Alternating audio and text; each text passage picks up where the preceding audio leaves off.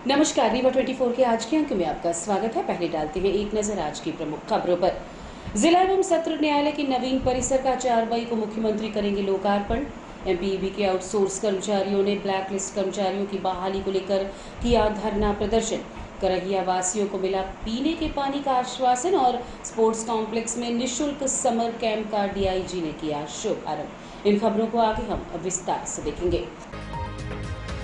जिला एवं सत्र न्यायालय के नवीन परिसर को लेकर इंतजार की घड़ियां खत्म हो गई हैं। आगामी 4 मई को मुख्यमंत्री डॉक्टर मोहन सिंह यादव परिसर का लोकार्पण करेंगे। रीवा वासियों को प्रदेश का सबसे आधुनिक जिला न्यायालय भवन जल्द ही मिलने वाला है। मुख्यमंत्री डॉक्टर मोहन यादव 4 मई को नए जिला न्यायालय परिसर का लोकार्पण करेंगे। इस समारोह में उच्च न्यायालय के न्यायिक अधिकारी भी उपस्थित होंगे। एक दिन पहले डिप्टी सीएम राजेंद्र शुक्ल ने नए न्यायालय भवन का भ्रमण कर तैयारियों का जायजा लिया। अध्यक्ष जिला अधिवक्ता संघ रीवा राजेंद्र पांडे ने बताया कि नवीन न्यायालय भवन 95.93 करोड़ की लागत से तैयार किया गया है। इसमें 3 प्रमुख ब्लॉक बनाए गए हैं। मुख्य भवन में 40 कोर्ट रूम और न्यायाधीशों के चैम्बर हैं। अधिवक्ता ब्लॉक में 294 चैम्बर तैयार किए गए हैं। सर्विस बिल्डिंग में बैंक, एटीएम, पोस्ट ऑफिस और मेडिकल सुविधा जैसी सुविधाएं उपलब्ध होंगी। परिसर में 750 अधिवक्ताओं के लिए 36 बैठक हॉल, पक्षकारों के लिए विश्राम व्यवस्था बनाई गई है। नए भवन के लोकार्पण पर अधिवक्ता संघ ने खुशी जाहिर की। उन्होंने कहा कि नए भवन में सुविधाएं ज्यादा हैं। अधिवक्ताओं के बैठने, वाहनों की पार्किंग सहित कैंटीन की भी सुविधा मिलेगी। एक तो नया भवन बना है और आगामी 50 वर्षों के लिए न्यायालय की कमी को ख़त्म करेगा। वो 50 कोर्ट एक साथ तो उसमें रन कर सकती हैं। अधिवक्ताओं के लिए अलग से एक बिल्डिंग बनी है उत्तर साइड में, जिसमें जितने भी यहाँ अधिवक्ता कक्ष हैं 296 वो सब वहाँ बना के दिए जा रहे हैं। अधिवक्ता संघ का कार्यालय बनाया गया है, कैंटीन बनाई गई है, लाइब्रेरी की व्यवस्था है, बैंक की व्यवस्था है, पोस्ट ऑफिस की व्यवस्था है, सब कुछ है वहाँ। स्पेसियस है, गैरेज पार्किंग के लिए भी जगह है और नए चैम्बर बनाने के लिए भी पर्याप्त वहाँ जगह है।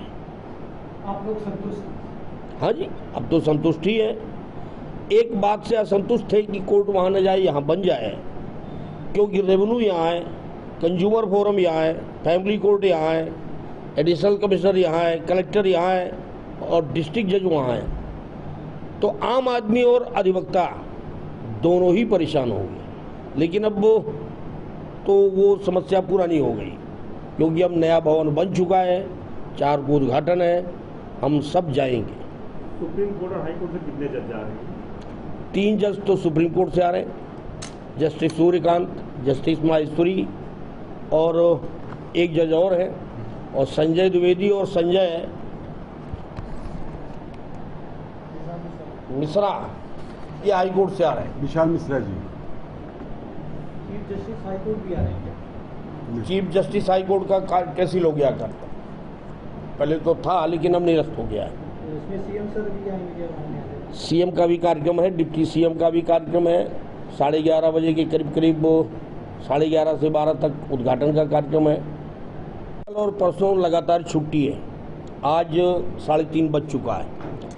हाई कोर्ट के माने लेट इन्विटेशन के कारण हम बराबर सूचना सूचित नहीं दे पाए अपने अधिवक्ताओं को। तो सभी अधिवक्ताओं को अधिवक्ता संघ की ओर से कल नए जिला एवं सत्र न्यायालय भवन के उद्घाटन के अवसर पर सबको आमंत्रित किया जा रहा है। सबके सब वहाँ आए 4 तारीख को और 11:30 के पहले प्रवेश करें।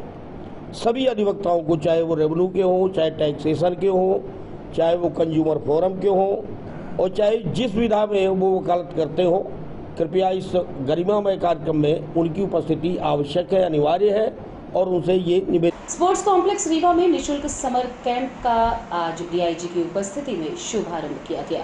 संचालनालय खेल एवं युवा कल्याण विभाग के तत्वाधान में ग्रीष्मकालीन प्रशिक्षण शिविर का आयोजन किया जा रहा है, जिसमें कोई भी खिलाड़ी निःशुल्क भाग ले सकता है।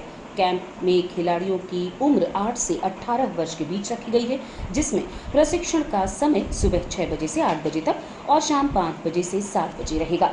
समर कैंप का शुभारंभ डीआईजी राजेश सिंह ने किया। इस दौरान उन्होंने खेल के मैदान का निरीक्षण किया और खिलाड़ियों और प्रशिक्षकों से परिचय प्राप्त किया। साथ ही बच्चों के साथ खेलकर उनका उत्साहवर्धन भी किया। बताया गया है कि ये समर कैंप ग्रामीण एवं शहरी युवाओं में खेलों के प्रति जागरूकता, खेल को सर्वसुलभ बनाने, प्रतिभावान खिलाड़ियों को पहचान व आधुनिक पद्धति से खेलों में आगे आने के अवसर प्रदान करने के उद्देश्य से शुरू किया गया है। आज एक बड़ा अच्छा अवसर है। ये जो ग्रीष्मकालीन प्रशिक्षण शिविर है स्पोर्ट्स का, ये आयोजित किया जा रहा है यहाँ का जो स्पोर्ट्स कॉम्प्लेक्स है रीवा का। तो मैं आज आया था यहाँ पे, मुझे बड़ा देख के लगा काफ़ी सारे बच्चे हैं और करीबन 18 खेलों में ये भाग ले रहेंगे। और मेरा इनसे यही कहना है कि ये अपने जो भी खेल में भाग ले रहे हैं पूरी कंपटीशन से, लगन से, मेहनत से करें और अपना और सबका नाम करें। और जो सुविधाएं यहाँ पर बहुत अच्छी हैं रीवा की, मुझे काफ़ी अच्छा यहाँ लग रहा है। और यहाँ पे हमारे धौलपुर साहब पहले भी मेरे साथ रहे हैं, तो मुझे उम्मीद है कि ये और पुराने इनके साथ में सिंह साहब वगैरह, विक्रम सिंह साहब वगैरह हैं, ये लोग और कोचेस एक अच्छा बच्चों को पारंगत करेंगे अलग अलग खेल विधाओं में और फिर वो बाद में हमारे सबका नाम करें। खिलाड़ियों और युवाओं को क्या संदेश देना चाहेंगे सर? मेरा कहना है कि आदमी को इस टाइम पे कहीं भी कंपटीशन इतना तगड़ा है और उसमें प्रतिस्पर्धा की आदत होना चाहिए और ये जीवन के हर क्षेत्र में ज़रूरी है, लेकिन इसकी शुरुआत आपके शरीर से होती है। तो शरीर की फिटनेस के लिए स्पोर्ट्स में किसी ना स्पोर्ट्स में आपको भाग लेना चाहिए। और एक बार स्पोर्ट्स में भाग लेते हैं, जीवन में उतार चढ़ाव चलते रहते हैं, लेकिन वो आदमी स्पोर्ट्स वाला ज़्यादा अच्छे से चीज़ें कर पाता है। तो मैंने इनको यही बोला कि फिट है तो हिट है का फार्मूला आप अडॉप्ट करिए और उनके गार्जियंस को भी मैंने कहा ज़्यादा से ज़्यादा इनको इसमें भाग लेने दीजिए ताकि इसका ये ले सकें और सीख सकें और अपने शरीर को अपने ऊपर नियंत्रण अच्छा कर सकें और अपना अच्छा एक्सेलेंस कर सकें। रीवा बैकुंठपुर मार्ग में लॉ स्टूडेंट की सड़क दुर्घटना में मौत हो गई, जबकि उसके दोस्त की जान हेलमेट ने बचा ली। रीवा में लॉ कॉलेज के छात्र की सड़क हादसे में दर्दनाक मौत हो गई। घटना के संबंध में मिली जानकारी के मुताबिक ग्राम सौर निवासी शिवम पांडे गुरुवार को अपने एक दोस्त के साथ रीवा स्थित लॉ कॉलेज में एलएलबी का फॉर्म भरने आया हुआ था। बताया गया कि दोनों युवक कॉलेज से जब वापस लौट रहे थे, तभी ग्राम बजगवा के समीप एक तेज रफ्तार अज्ञात वाहन ने बाइक को टक्कर मार दी। अचानक हुए इस हादसे में बाइक सवार दोनों युवक गंभीर रूप से घायल हो गए। बताया गया कि शिवम के सिर पर गंभीर चोट आने की वजह से उसकी देर रात उपचार के दौरान मौत हो गई, तो वहीं हेलमेट पहने उसके साथी की जान बच गई है। फिलहाल अस्पताल चौकी पुलिस द्वारा पंचनामा कार्रवाई कर शव का पीएम कराया जा रहा है। वहीं दुर्घटना कारित करने वाले वाहन की पुलिस द्वारा पतासाजी की जा रही है। ये घटना है, घर से निकले थे मोटरसाइकिल से एलएलबी का फॉर्म भरने रीवा लॉ कॉलेज में, हाँ विश्वविद्यालय, और वहाँ से लौट रहे थे। एक लड़का वो साथ में था, तो उसी के साथ का कहावत है मजगमा के पास अज्ञात वाहन से ये ट्रक उरक था कोई का कहावत है, तो उसी ठक्कर मार दिया, तो वहीं से एक्सीडेंट हो गए। हाँ, तो उसके सिर में बहुत चोट आ गई थी। क्या नाम था? शिवम पांडे। क्या उम्र थी? उम्र 22 साल थी। कहाँ मृत्यु हुई? संजय गांधी? हाँ,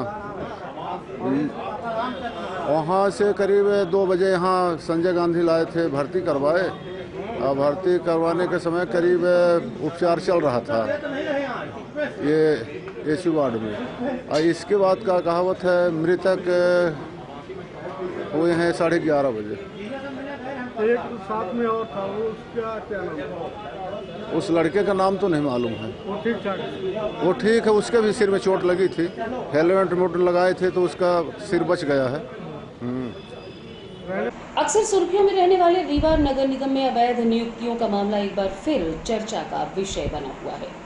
एक बार फिर नगर निगम आयुक्त के समक्ष ये मामला उजागर किया गया है। शिकायतकर्ताओं ने बताया कि नौकरी के दौरान रामपाल स्वीपर की मृत्यु हो गई थी। इसके स्थान पर 1987 में उनकी पत्नी दुर्गावती की नियुक्ति की गई। अब अपनी सास की मौत के बाद बुद्ध सिंह की पत्नी भी नौकरी कर रही हैं। बताया गया कि इस मामले में कलेक्टर कार्यालय में शिकायत प्राप्त होने के बाद जांच की गई और न्यायालय में जांच रिपोर्ट मांगी गई, लेकिन जांच रिपोर्ट नगर निगम कार्यालय से न्यायालय तक पहुंची ही नहीं। आवेदनकर्ताओं का आरोप है कि नगर निगम के कुछ अधिकारियों की मिलीभगत से आज भी फर्जीवाड़ा चल रहा है। आवेदन में यह भी खुलासा किया गया है कि कुछ आपराधिक व्यक्ति जो लूट के मामले में जेल जा चुके हैं वो भी नौकरी कर रहे हैं। हालांकि नगर निगम आयुक्त के द्वारा आश्वासन दिया गया है कि सभी दस्तावेजों की गंभीरता से जांच करने के बाद कार्यवाही की जाएगी और मामले में संबंधित विभाग के अधिकारियों की भी जांच होगी। ये मैं कार्रवाई के लिए तो देखिए बार बार कह रहा हूँ करूंगा, और मैं ये कह रहा हूँ कि एक अनुकंपा की जगह तीन अनुकंपा नियुक्ति अब फर्जी तरीके से ले करके यहाँ नगर निगम ने जांच करवाई थी, कलेक्टर ने जांच की थी। कलेक्टर महोदय के जो जांच आई थी उस रिपोर्ट को हाई कोर्ट में लगाया नहीं गया। यहाँ इतनी मिली भगत में वो कार्रवाई कर रहे हैं कि हाई कोर्ट तक को गुमराह करते हैं। मतलब इतना पावरफुल आदमी है कि सोच लीजिए कि भारतीय मजदूर संघ एक पूरे प्रदेश भर में, पूरे देश भर में संगठन है। इस संगठन में बैठ करके आप मजदूरों की और कर्मचारियों की हित की बात करें कि अनहित की बात करोगे। और स्वर्गीय रामलाल एक पिता थे, सफाई कामगार थे, वो मृत्यु हुई। उनके पत्नी को दुर्गाबाई को अनुकंपा नियुक्ति दे दी गई। दुर्गाबाई ने अनुकंपा नियुक्ति लेने के बाद अपना शपथ पत्र दे करके बुद्ध सिंह अपने पुत्र को अनुकंपा नियुक्ति दिलवा दी गई। फिर जब वो रिटायर हुई तो अपनी पुत्र वधू को, मतलब बहू को अनुकंपा नियुक्ति दिला दी गई। ये है मामला, आपराधिक मामला। उसके बच्चा जो है, उसका दामाद जो है, कई लोग ऐसे हैं जो अपराधी हैं और उसका प्रमाण मैं दे रहा हूँ। मैंने वो कापियां निकाल करके आप लोगों को सबको दी है, कमिश्नर को दे दी गई है। मैं हाई कोर्ट तक में लगाऊंगा इसको ले जाकर। ये भारतीय सफाई मजदूर संघ के कुछ जो रिप्रेजेंटेटिव है, उन्होंने आज एक ज्ञापन दिया है जिसमें कुछ भर्ती से संबंधित अनियमितताएं हुई अनुकंपा नियुक्ति जो करीबन 5-6 साल पहले कुछ नियुक्तियां हुई है उसके संबंध में है। उसमें हमने उनको बताया है कि इसमें हम एक दल गठित करके इसकी जो भी बिंदु दिए गए हैं कि आप सबकी जांच करके विधिवत इसमें कार्रवाई करें।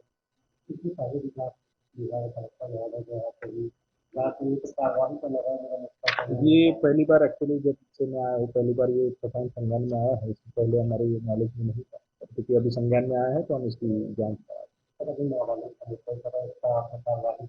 और काफी सफाई वो नियमानुसार जो भी कार्रवाई हम कर सकते हैं वो करेंगे। जैसे नाबालिग वाले में भी हुआ था तो उनके मस्टर्स हमने 0 कर दिए, और बाकी भी अगर ये शिकायतें जो आ रही है उसमें भी विधिवत। और रुकेंगे एक छोटे से विराम के लिए। आप बने रहिए रीवा 24 न्यूज के साथ। विंध्य क्षेत्र का number 1 RO showroom sign marketing, जहां पर आप पाएंगे सभी कंपनियों के आरओ जैसे कि केंट, एक्वागार्ड, प्योरिड, लिफ प्योर, हेवेल्स और सभी प्रकार के आरओ 0% ब्याज में उपलब्ध। बजाज फाइनेंस की सुविधा के साथ हर कंपनी के आरओ में सर्विस बिल्कुल फ्री है। मात्र 6,999 से आरओ शुरू है।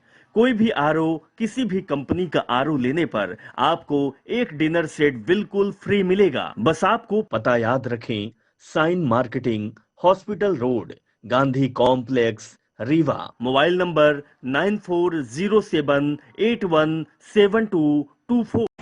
रीवा के सुहागी घाट में एक बार फिर भीषण हादसा हुआ, जिसमें खड़े ट्रक से हाईवा टकरा गया। घटना के बाद चालक ट्रक में फंस गया, जिसे जेसीबी की मदद से पुलिस ने बड़ी मशक्कत के बाद बाहर निकाला है। रीवा जिले के सुहागी घाटी पर गुरुवार शाम एक भीषण सड़क हादसा हो गया। प्रयागराज की ओर जा रही हाईवा वाहन अचानक ब्रेक फेल होने से अनियंत्रित हो गया और आगे चल रहे ट्रक से टकरा गया। ये टक्कर इतनी तेज थी कि हाईवा का केबिन पूरी तरह क्षतिग्रस्त हो गया और चालक अंदर स्टीयरिंग में फंस गया।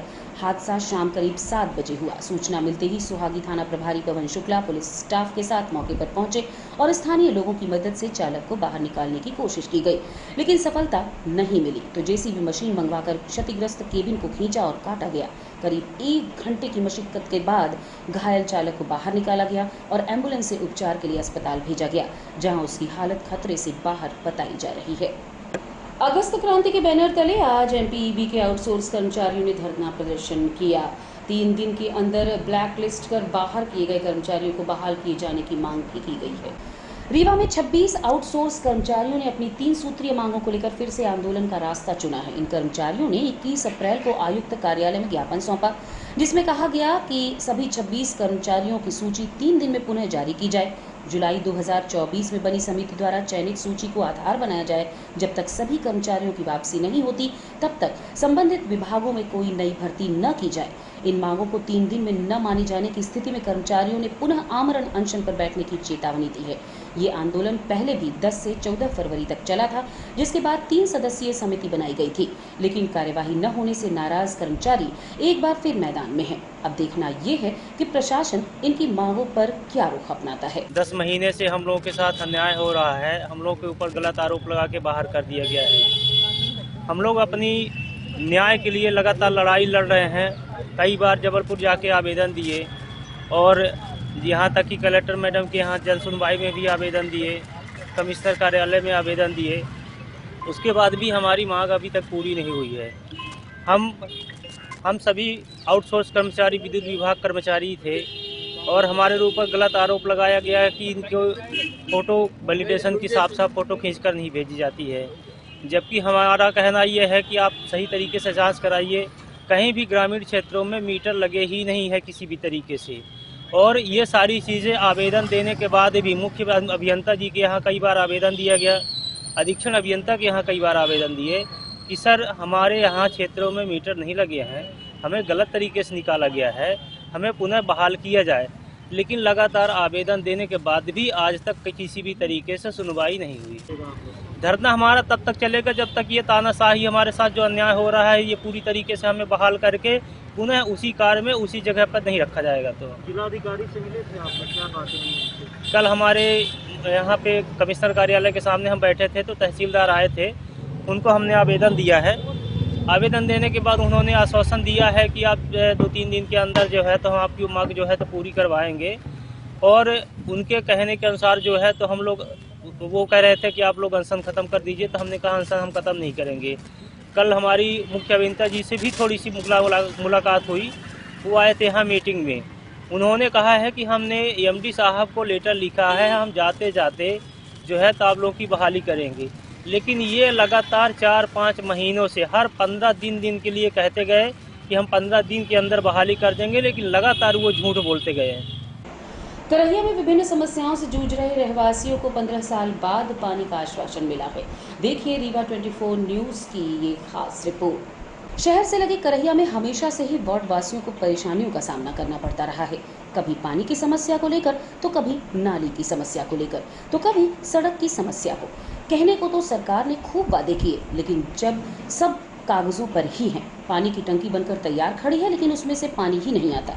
पिछले 3 साल से लगातार करहियावासी आंदोलन कर रहे हैं, समाचार पत्रों और इलेक्ट्रॉनिक मीडिया के माध्यम से भी अपनी बातें पहुंचा रहे हैं, लेकिन नतीजा ढाक के तीर पार। हालांकि अब जाकर प्रशासन की ओर से प्रयास किए जा रहे हैं और आगामी 15 दिन के भीतर पानी की समस्या को दूर करने का वादा किया गया है। देखना ये होगा कि क्या 15 दिनों के भीतर करहिया वासियों का गला सूखेगा या फिर से गला गुहार लगाने के काम आएगा। पहले तो मैं अपना परिचय देना चाहता हूँ। मैं महेश शर्मा बोल रहा हूँ। यहाँ सबसे ज़्यादा पानी की समस्या थी। माननीय उप मुख्यमंत्री के निर्देश के अनुसार आज हमारे बड़े भाई श्री राजेश पांडे जी, जो पहले भी काफ़ी उन्होंने मेहनत किया, जिसके कारण गांव का हर चीज़ सुचारू रूप से चलता रहा। जब से बैक हुए तब से यहाँ समस्या ही समस्या है। आज उन्होंने 8 बजे का टाइम दिया, सब अधिकारियों को लेकर यहाँ पर पहुँचे और जितनी भर समस्याएं यहाँ थी, जो जितनी दिक्कतें आई हैं, उसका सब 15 दिन का समय दिया गया है। 15 दिन के अंदर पूरी व्यवस्था पानी की समस्या सॉल्व हो जाएगी। और सबसे बड़ी समस्या नाली की है। आपने उनको बता दिया, इरशाद खान ने उसको लिया है, लेकिन हर जगह खंडहर हो गई है। हाँ, हर जगह नालियों की स्थिति ये है कि पानी निकलना तो दूर है, उसका वाटर लेवल नहीं, और आज 3 साल से खुदा हुआ है, उसकी सप्लाई मतलब बन नहीं पाया है। हमारी जल जीवन मिशन के तहत स्वीकृत एकल ग्राम नल जल योजना जो करहिया थी, इसके संचालन संधारण में ग्राम पंचायत को कुछ समस्या जा रही थी हस्तांतरण में, और जो काम हुए थे वहाँ पे कुछ चीज़ें अभी शेष थी, उसको समय पर पूर्णता के लिए तो 15 मई तक का उनको समय सीमा निर्धारित किया था शासन ने। उसी की ग्रामवासियों से चर्चा करके कि ग्रामवासियों को इस गर्मी में पानी इस एकल ग्राम नल जल योजना से सुलभ हो सके, उसी संबंध में सरपंच और बाकी भी जो क्षेत्र के जनप्रतिनिधि थे उनके साथ ग्रामवासियों के साथ बैठ के चर्चा की गई और सकारात्मक चर्चा हुई। सारे वो छोटे से बड़े बिंदु तक उभर के सामने आए कि कहाँ पे क्या प्रयास करना है और निश्चित रूप से इस महीने इस योजना को सुचारू रूप से संचालित। दरअसल आपको मालूम है कि आप भी इसी गांव के निवासी हैं। ये करहिया हमारा 94 के पहले हमारी पंचायत रहा करती थी और करहिया से हमारा बड़ा गहरा नाता है, बहुत गहरा नाता है। उस नाते के कारण हमारा बड़ा लगाव है और जो करहिया में जितनी भी चीज़ें दिख रही हैं ये आपको, आप तो इसी गांव के निवासी के पश्चिमी स्कूल थी, आज डिप्टी सीएम साहब का ये क्षेत्र था, आप करहिया को कहाँ पहुँचा दिए। लेकिन 2018 के बाद आज मैं पहली बार करहिया ग्राम पंचायत में आया हूँ। तो करहिया ग्राम पंचायत में जो मैं माननीय उप मुख्यमंत्री जी के ही निर्देश पर आया हूँ, पीएचई के लोगों को लेकर के आया हूँ, तो आज बहुत रोना लगा कि ये ऐसी ग्राम पंचायत थी जहाँ की स्व सहायता समूह को मध्य प्रदेश में नवाजा जाता था, इनाम दिया जाता था। आज लोगों को इतना पैसा देने के बाद में 1.5 करोड़ खर्चा करने के बाद भी इस गाँव में 35 लोगों को पानी मिल रहा है। आपको माध्यम से मैं गांव के लोगों को भरोसा दिलाना चाहता हूं कि पानी की समस्या 15 दिन के अंदर माननीय मुख्यमंत्री जी एक चीज़ की मॉनिटरिंग कर रहे होगा। इसके अलावा जो सड़क नाली बिजली है, आने वाले वर्षा के पहले सारी चीज़ें ठीक होगी। इतने में माननीय उप मुख्यमंत्री जी के तरफ से आपको आश्वस्त करना चाहता हूं। हमारे इस ग्राम पंचायत के सरपंच रेखा आदिवासी भोले भाई, हमारे ये जो महेश शर्मा जी हैं, ये बहुत जुझारू नेता हैं और इन्हीं के कारण रात हम लोग सड़क तोड़ के बाण सागर का पानी लाए थे। इसको उसी रूप में फिर लाया जाएगा। यही मैं आश्वस्त करना चाहता हूँ कि गर्मी के महीने में माननीय उप मुख्यमंत्री जी एक ऐसे नेता है जो अपने रीवा विधानसभा में 22 पंचायतों के लिए 50 करोड़ रुपए केवल पानी के लिए दिए हैं। एक घरों में पानी जाएगा, इतना मैं कहना चाहता। और रुकेंगे एक छोटे से विराम के लिए। आप बने रहिए रीवा 24 न्यूज के साथ। हड्डी जोड़ एवं रीढ़ रोग तथा स्त्री रोग एवं प्रसूति रोग का इलाज एक ही छत के नीचे। विघ्नहर्ता hospital and trauma centre, hotel landmark के पास, रतहरा, रीवा। डॉक्टर संतोष सोनी, पूर्व चिकित्सक, बॉम्बे हॉस्पिटल, मुंबई। हड्डी जोड़ एवं रीढ़ रोग विशेषज्ञ, छोटे चीरे एवं दूरबीन विधि द्वारा हाथ तथा पैर की हड्डियों का ऑपरेशन। गठियाबात, जटिल एवं बिगड़े हुए फ्रैक्चर का बेहतर इलाज करते हैं डॉक्टर संतोष सोनी। विघ्नहर्ता हॉस्पिटल ट्रॉमा सेंटर में ही स्त्री एवं प्रसूत रोग विशेषज्ञ डॉक्टर शैलजा सोनी भी उपलब्ध हैं, जिनकी देखरेख में नॉर्मल डिलीवरी, सिजेरियन ऑपरेशन एवं बच्चेदानी से संबंधित ऑपरेशन की बेहतर सुविधा। संतानहीन दंपति तत्काल संपर्क करें। विघ्नहर्ता hospital and trauma centre, hotel landmark के पास, रतहरा, रीवा। सुविधाजनक एवं सफल इलाज हेतु आज ही संपर्क करें। विघ्नहर्ता hospital and trauma centre, hotel landmark के पास, रतहरा, रीवा। मोबाइल नंबर 7828781983 अथवा 8462956774 पर। प्रधानमंत्री कॉलेज ऑफ एक्सीलेंस के वनस्पति शास्त्र विज्ञान विभाग के विद्यार्थियों ने आज जयंती कुंज का शैक्षणिक भ्रमण किया। प्रधानमंत्री कॉलेज ऑफ एक्सीलेंस शासकीय आदर्श विज्ञान महाविद्यालय के वनस्पति विज्ञान विभाग के विद्यार्थियों ने पर्यावरणीय अध्ययन एवं जैविक विविधता को लेकर एक शैक्षणिक भ्रमण जयंती कुंज में किया। ये भ्रमण विद्यार्थियों को प्रकृति के संरक्षण, सतत विकास और आधुनिक कृषि पद्धतियों की जानकारी देने के उद्देश्य से आयोजित किया गया था। छात्रों ने भ्रमण के दौरान जयंती कुंज स्थित पॉली हाउस का अवलोकन किया, जहां नियंत्रित वातावरण में विभिन्न फूलों और सब्जियों की जैविक खेती होती है। उन्होंने देखा कि कैसे तापमान, नमी और प्रकाश को नियंत्रित कर पौधों की गुणवत्ता एवं उत्पादन को बढ़ाया जा सकता है। इसके पश्चात विद्यार्थियों ने वर्मी कंपोस्टिंग यूनिट का निरीक्षण किया, जहां जैविक कचरे से खाद बनाने की प्रक्रिया को देखा। उन्हें बताया गया कि किस प्रकार केंचुओं की सहायता से प्राकृतिक खाद तैयार कर मिट्टी की उर्वरता को बिना रासायनिक पदार्थों के बढ़ाया जा सकता है। ये विधि पर्यावरण के अनुकूल एवं टिकाऊ खेती की दिशा में एक उपयोगी कदम भी है। इसके अलावा छात्रों ने जयंती कुंज के हरित परिदृश्य, प्राकृतिक जल स्रोतों, विभिन्न वृक्ष प्रजातियों तथा पक्षी जीवन का अवलोकन किया। शांत वातावरण, ताजगी से भरपूर हवा और चारों ओर फैली हरियाली ने सभी को गहराई से प्रभावित किया। इस अवसर पर विभाग के प्राध्यापक डॉक्टर अनूप सिंह बघेल, डॉक्टर नीरज कुमार व डॉक्टर आरती तिवारी ने विद्यार्थियों को जैव विविधता, संरक्षण, ग्रीन टेक्नोलॉजी एवं नैतिक पर्यावरणीय व्यवहार की जानकारी दी। विद्यार्थियों ने भी प्रश्न पूछकर अपनी जिज्ञासाओं को शांत किया और प्रकृति से गहरे जुड़ाव का अनुभव किया। प्राचार्य डॉक्टर आयन तिवारी ने इस भ्रमण की सराहना करते हुए कहा कि ऐसे अनुभव छात्रों में व्यावहारिक समझ, पर्यावरणीय चेतना और जिम्मेदारी की भावना को जागृत करते हैं। इस भ्रमण के आयोजन विभागाध्यक्ष डॉक्टर संजीव दुबे व सामाजिक वानिकी विभाग के संयोजकत्व में हुआ तथा मुख्य वन संरक्षक अधिकारी रीवा राजेश राय की महत्वपूर्ण भूमिका व सहयोग से संपन्न हुआ। आज की खबरों में बस इतना ही। नई खबरों के साथ कल होंगे पुनः उपस्थित। अब दीजिए इजाजत। नमस्कार।